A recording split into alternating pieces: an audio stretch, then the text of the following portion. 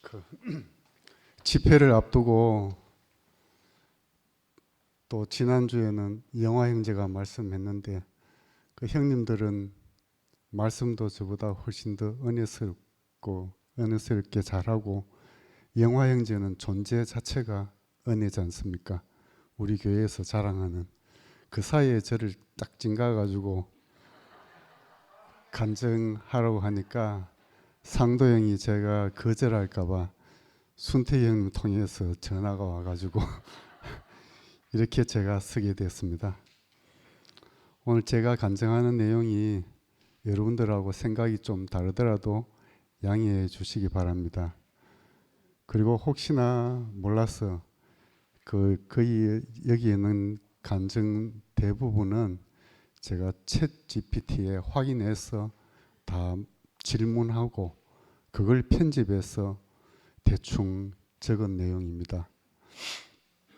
제가 부족하게 잘 못하더라도 그 뒤에 여러분들이 제 간증보다 훨씬 더 귀한 값진 간증을 해주실 거로 믿고 저는 최대한 짧게 하도록 하겠습니다.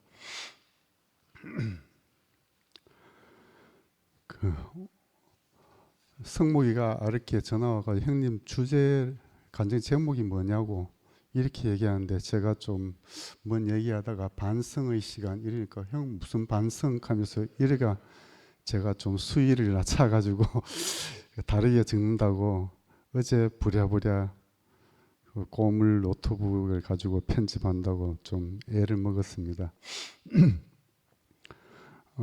간증 주제를 예수님이 기도로 하고 또 부제는 그 우리 교회에서 많이 다루었는 그 예수님 그리고 어린 양 인격 여기에 관해서 말씀드리도록 하겠습니다. 성경 말씀 마태복음 6장 9절에서 13절만 읽고 시작하도록 하겠습니다. 그러므로 너희는 이렇게 기도하라. 하늘에 계신 우리 아버지여 이름이 거룩히 여김을 받으시오며 나라가 임하오시며 뜻이 하늘에서 이루어진 것 같이 땅에서도 이루어지이다. 오늘 우리에게 일용할 양식을 주시옵고 우리가 우리에게 죄 지은 자를 사하여 준 것 같이 우리 죄를 사하여 주시옵고 우리를 시험에 들게 하지 마시옵고 다만 악에서 구하시옵소서. 나라와 근세와 영광이 아버지께 영원히 이사옵니다. 아멘. 제가 주기도문으로 이렇게 제목을 하고 이렇게 봉독한 이유는 우리 모두가 예수님의 기도처럼 우리와 우리 교회의 기도가 되기를 바라는 마음에서 먼저 하고 나중에 따로 기도는 하지 않는 거로 하겠습니다.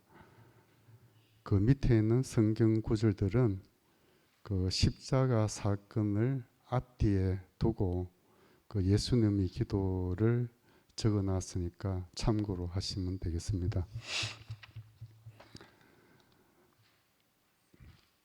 그리고 인간의 정신세계라 했는데 이거는 김윤동 형님 교수님께서 97년도 연수원 강의 내용을 제가 기억을 되듬어서 또 챗 GPT를 이용해서 이렇게 윤도영 형님이 했는 내용하고 비슷하게 편집을 해봤습니다. 그 인격이라고 하는 우리 인간의 세계는 그 지, 정, 의 이 세 가지 요소로 되어 있는데 우리 인간의 인식, 이성은 우리가 알고자 하는 것은 진리를 알고 싶어가지고 진실을 추구했습니다. 그래서 한자로는 진이라고 하죠. 그 논리학으로 발전했고 인간의 감정, 감성은 아름다움을 추구합니다. 그래서 미라고 하죠. 그 시나 소설이나 체육, 음악, 미술 그런 예술로 성화했고 또 미학으로 발전했습니다. 인간의 의지, 노력은 착해지려고 했죠. 그 한자로 선이라고 하죠. 도덕, 윤리, 윤리학으로 발전했습니다.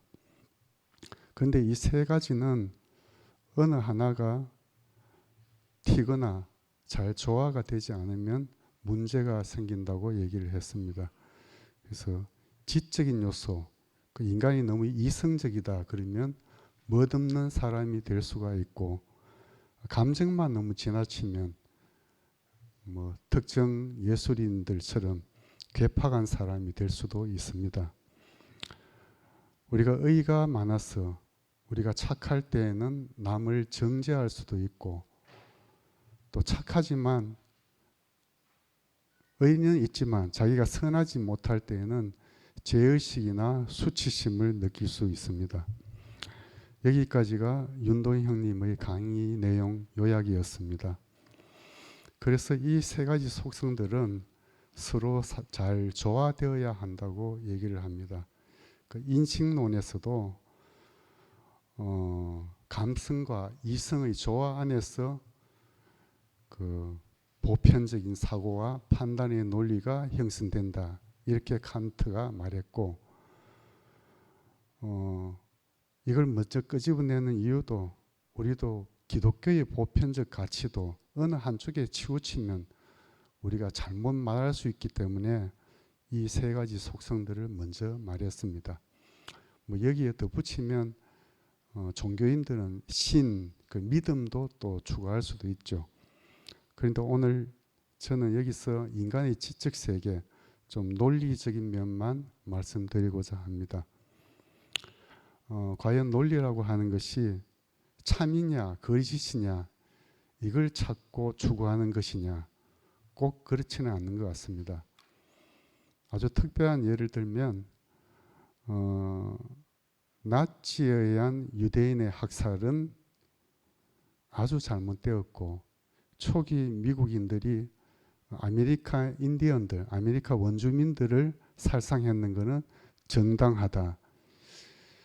나치의 학살은 유대인들이 한 600만 명 정도 죽었다고 하는데, 그 아메리카 원주민들은 600만 명 이상입니다. 이건 그 종섭이 형님이 간증 중에 얘기해서 저도 이렇게 말씀드렸습니다. 그 논리라고 하는 게 승리자의 논리고 역사이다, 이렇게 말씀하는 걸 들었습니다. 이런 관점에서 저도 약간 우리 예수는 과연 누구인가, 우리 교회의 집회 제목으로도 많이 다루어왔죠. 예수가 신이냐 아니면 우리와 같은 피조물 인간이냐, 또는 정통 기독교에서 얘기하는 신이자 인간이냐, 유대인이 얘기하는 예언자냐, 로마의 서적에 기록되어 있는 역사적 인물이냐. 저는 개인적으로는 신으로 생각하는데, 우리 교회에서는 예수님이 피조물, 인간으로 보는 견해가 대부분이죠. 우리 자매도 피조물로 본다 하니까 제가 더 이상 할 말은 없어요. 시모티 역시 예수님이 인간이라는 관점에서 출발했다고 생각합니다. 예수님이 인간이라면 아버지가 있어야 되는데, 그 아버지가 로마 군인도 아니고, 또 예수님과 같이 십자가에 매달린 그 정치범들, 그 해방 운동하는 그 운동권의 그 동지애적 결합으로 예수님이 태어난 것은 결코 아니겠죠. 차라리 김용옥 교수처럼 예수는 아버지가 누구인지 모르는 사생아이다, 이렇게 얘기하는 게 오히려 맞는 말일 수도 있습니다. 도대체 누구의 아들입니까? 예수의 기도나 행적을 보면, 말씀을 보면 예수님은 자신을 죽이려는 군중에게도 뭐 조금도 해를 끼치는 말을 했거나 죽게 해달라고 한 기도는 없지 않습니까? 적어도 예수님을 인간으로 생각한다면 세상 사람들이 말하는 성인의 반열까지는 올리지 못하더라도 최소한 예수님을 완전한 하나님의 아들이다, 또는 완전한 인격을 갖춘 사람이다, 이 정도는 말해야지 우리 기독교인이 아닌가요? 예수님은 제사장과 그 무리들, 유대인들에게 자신이 하나님 아들이라 했고 이것이 문제가 되어서 유대인들한테 신성 모독죄에 걸려서 가혹한 십자가형을 당했습니다.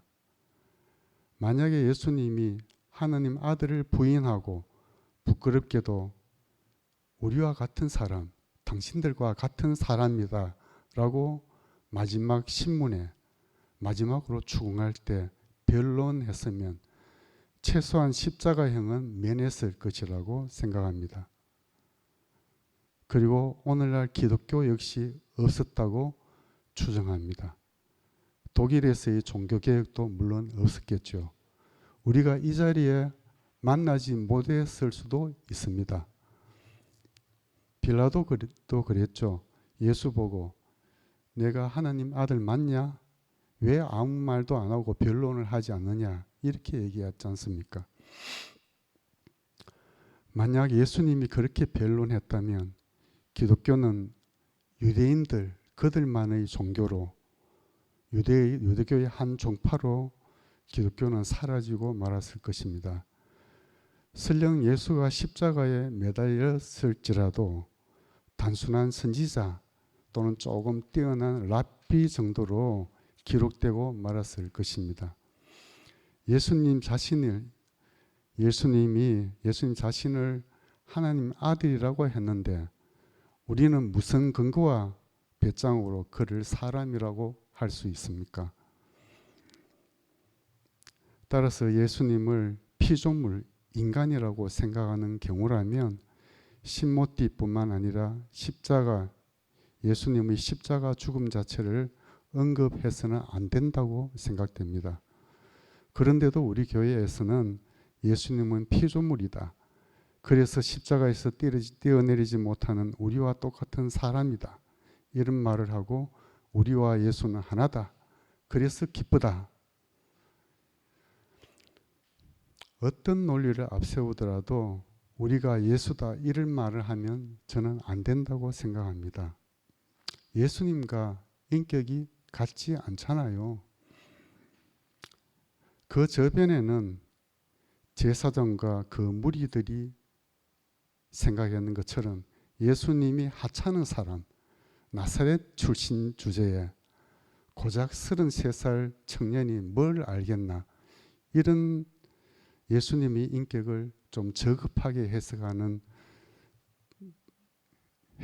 게 깔려있기 때문이 아닌지 의심이 듭니다.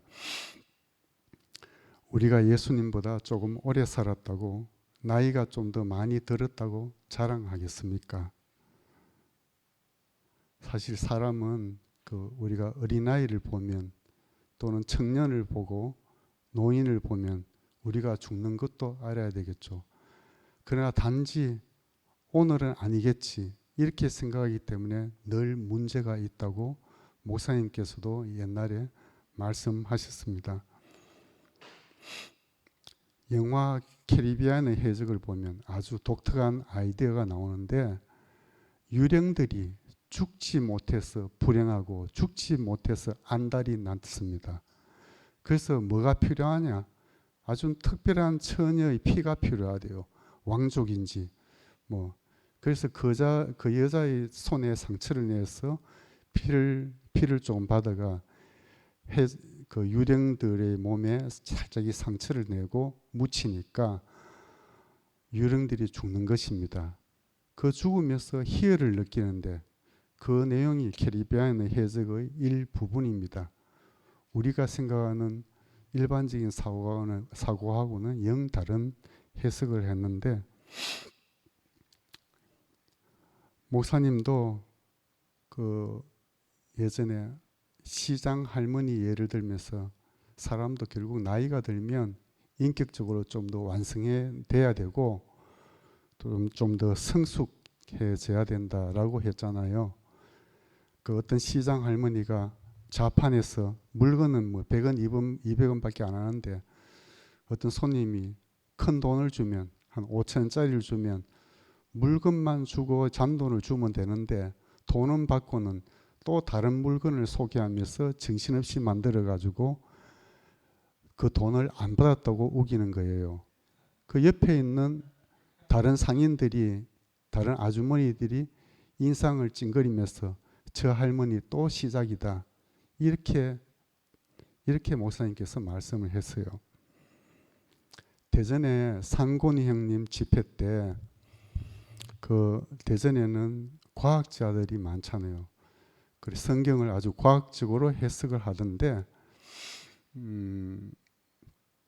지금 우리가 70년, 80년, 90년, 100살 정도 살 때 인간이 이 정도로 타락하고 그 인간의 사악함이 이 정도인데 노아 시대 때 5, 600년 살았으면 인간이 얼마나 사악했겠습니까? 이렇게 하면서 하나님이 그래서 그 꼴 보기 싫어서 홍수를 내려가지고 심판을 했다고 하죠. 그리고 홍수 사건 이후에는 5, 600이 아니고 겨우 100살 전후로밖에 못 살았다고 합니다.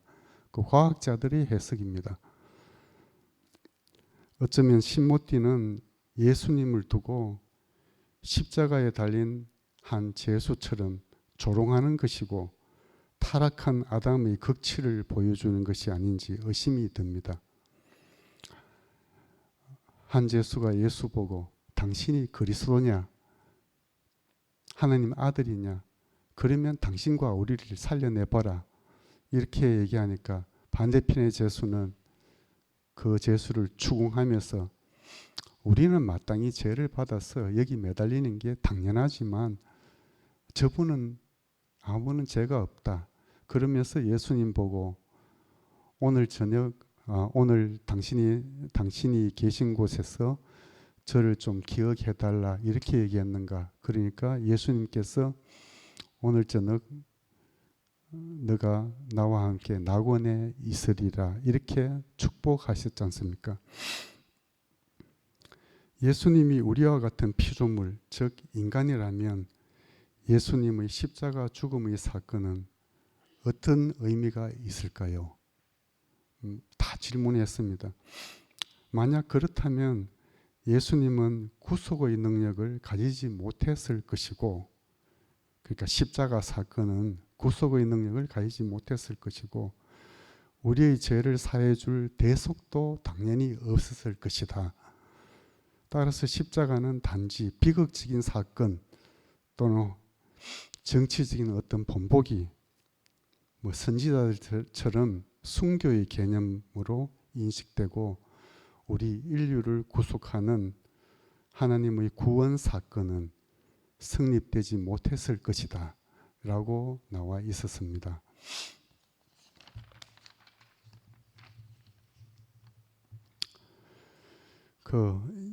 예전부터 한동안 우리 교회에서는 그토록 자랑해온 용어 어린 양의 인격 많이 얘기했지 않습니까? 지금 그 인격이 어디로 갔는지 어디로 사라졌는지 모르겠습니다. 그런 의미에서 지금 현재 교회를 보면 저도 답답하지만 제가 교회에 올 때는 고등학교 2학년 때 왔는데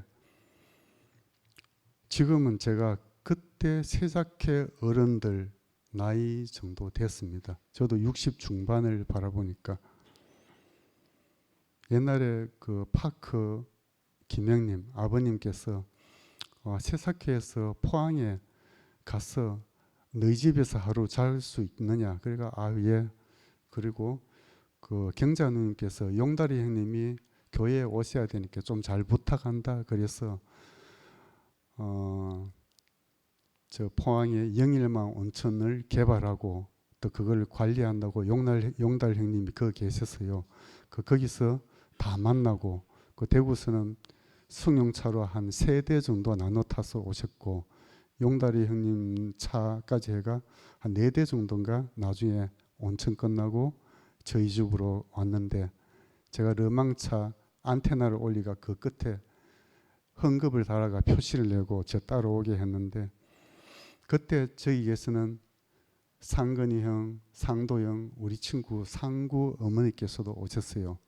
제가 좋아하는 어머님, 아버님들이 다 오셨기 때문에 안 그래도 저는 뭐 저희 집안 어른한테는 별로 효성도 없는데 뭐 교회 형님들, 아버님들이 오신다니까 너무 좋아가지고 우리 집 사람은 떡집에 그 시루떡을 주문하고 저는 죽도시장 가서 방어회 그리고 겨울철이라가 과메기를 준비해서 과메기 그 한 드럼 따듬으면 저 혼자서 20마리 따듬으면 한 50분에서 1시간 정도 걸립니다.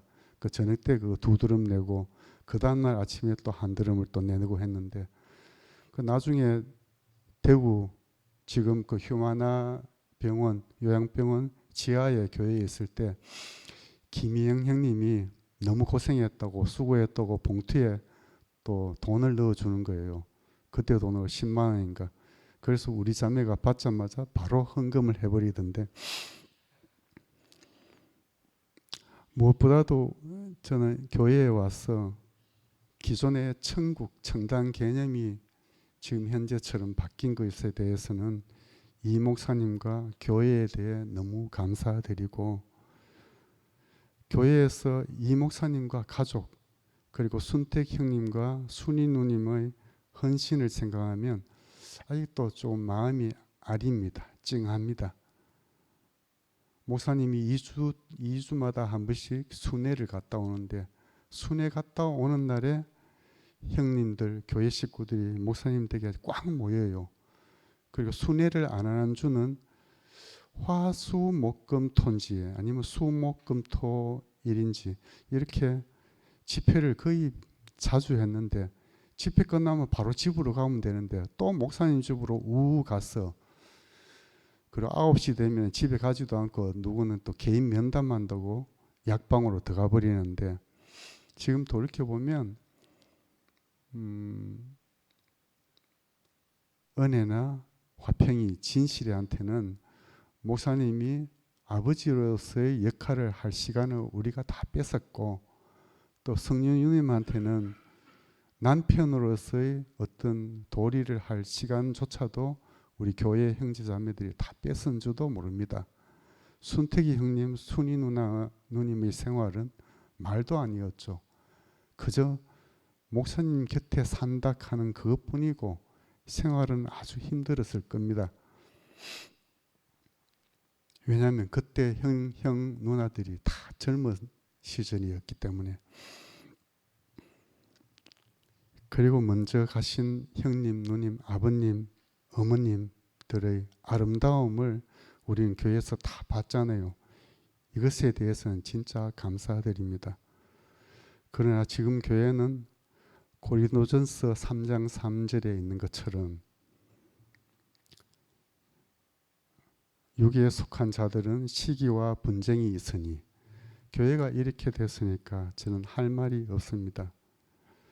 그 2년 전쯤 미수 자매, 미수 목사님이 여기서 나와서 하는 간증이 있었는데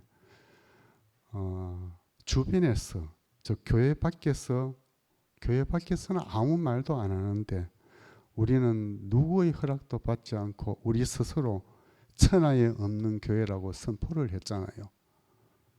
많이 말을 했잖아요. 부끄럽지 않습니까? 저는 주변의 친구들에게 이미 우리 교회의 분열을 다 알고 있어요. 교회 다니는 친구들은. 그러나 그 분열의 원인이 신모띠라는 것에 교회 분열만큼 값어치가 있는 건지 몰라서 그 원인은 도저히 말할 수가 없었습니다. 교회가 육에 속하고 진정한 그리스도 예수가 없다면 교회에 하나님의 완전한 인격이 나타나지 않는다면 우리는 이름을 대구교회라 해서는 안 될 것이고 2000년 이후에 근래에 유행하는 인문학 모임장 또는 인문학 구락부 또는 콘서트장 이렇게 이름을 붙여야 되는 줄도 모르겠습니다. 하나님의 영원한 계획 속에 완전한 예수 그리스도의 인격만 표출되는 교회가 되기를 원합니다. 감사드리고 저희 무딘 팬과 생각으로 이렇게 말씀을 드려서 너무 송구합니다. 이상입니다.